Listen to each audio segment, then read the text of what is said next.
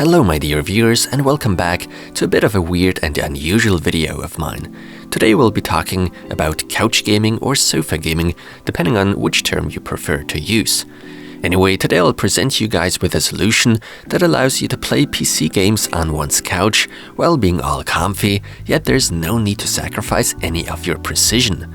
So let me introduce you to product by nerdytec, going by the name of Couchmaster CYCON², CYCON², CYCON to the power of 2, or however one is supposed to pronounce that.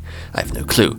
Anyway, the important thing here is, this is an interesting solution for you gamers out there that are into comfort. The only catch here is, this time it's all on me, I don't even have a couch, which sure will make showcasing how this product works quite the challenge for me. So I'll have to be a little creative, I guess. And yes, you heard right, go ahead and make fun of my couchless life. I just don't happen to need a couch. But then why am I even reviewing a product like that, you might ask? Well, basically, I'm hoping to help out a kind person that goes by the name of Sven. I've known him for years now. Greetings go out to you, Sven. And aside from that, not all of you live your life like I do.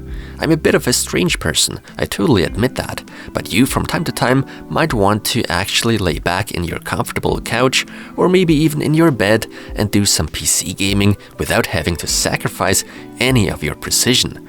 This by far is not a makeshift compromise solution by any means, just to set the record straight. On the other hand, it also needs to be said that the Couchmaster sure is some sort of semi-niche product, if you will, and the pricing somewhat shows. Right now, at the time of this video, we are talking of $170 to $190 US, depending on the offer. So it sure isn't the cheapest investment one can make, but it is a high quality solution, and you'll see that in a moment. Right off the bat, let me tell you, we get a pretty interesting heap of stuff that comes included. For all of you that have difficulties imagining how this all works out, the two pillows or cushions left and right are placed onto your couch, onto which you place that support board, which even comes with an integrated USB 3.0 hub. In fact, we aren't talking of a simple piece of furniture. Actually, there's quite a bit of tech included in here. More on that shortly. Besides these two side cushions, there's also included the support board, two special USB cables, a single 0.8 meter long one and one 5 meter long one acting as an extension. It's a specially developed cable that not only carries the USB signal, but also additional power all in one cable, so the hub actually gets enough power, which is very much needed when dealing with a couple of ports and a longer cable if you want to avoid issues. I'm speaking of experience. This means there's also an AC power adapter included, a mouse back, which you simply attach to the support board by a self-adhesive and velcro in order to put away the mouse somewhere safe when carrying the board around, and so on. Also included a spare screw, some more self-adhesive velcro tape to attach your peripherals onto the board, keyboard for instance. Also nice of nerdytec to include is a mouse mat, coming with 3M on the bottom of it to basically easily attach it to the support board. That way it stops moving around. Let's start with the pillows / cushions. These are kept fairly compact, they come with that elegant neat cover and sway look, and are made of high quality memory foam. The support board in itself is made of recycled plastic material, I love that. One of the cushions even comes with side pockets to store away and keep things such as your phones, remote controls, drinks or whatever near you. While you probably should attach the mouse mat to the board, the same doesn't necessarily have to be said about the keyboard, since most keyboards come with rubber feet that do a pretty good job at keeping the keyboard nicely in place on the support board's surface. So let's take a look at the bottom of that board. Besides one screw on each of the covers, there are also magnets holding down these covers. Behind these covers is where our cable management for our peripherals takes place. What we additionally get to see here is the hub connection, consisting of USB along with a power connection.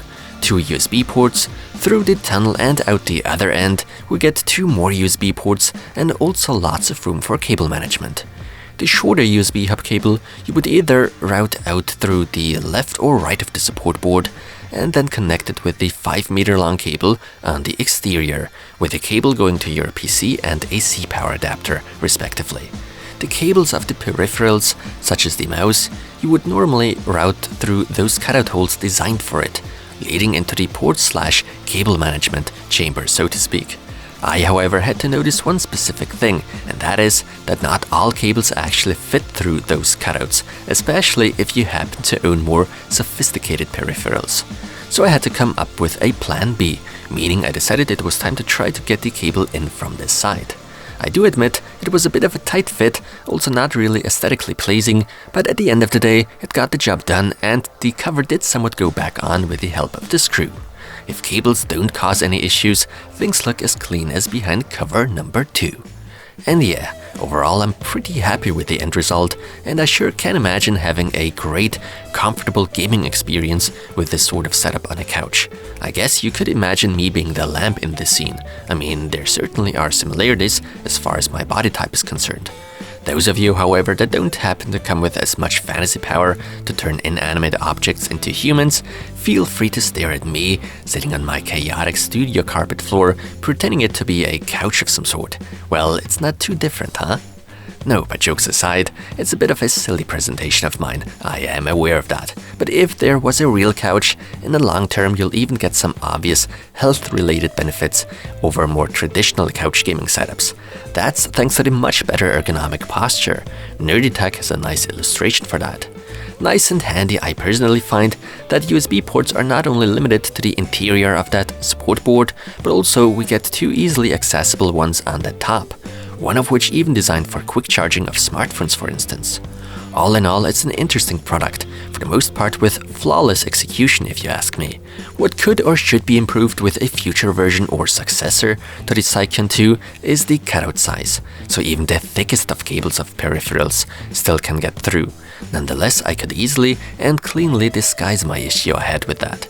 For all those people that have the desire to properly game on a couch or even in bed, the nerdytec Couchmaster CYCON² could very well be the go-to solution. And on top of that, neither does it hurt your back, nor does it affect any of your gaming capabilities. As for pricing, I guess we all have different opinions on it, but those that are looking for something like this will happily shell out $170 to $190 for the quality and features they get here. With that said, bye for now, thanks for watching, thanks for inspecting my slim body, and see you around.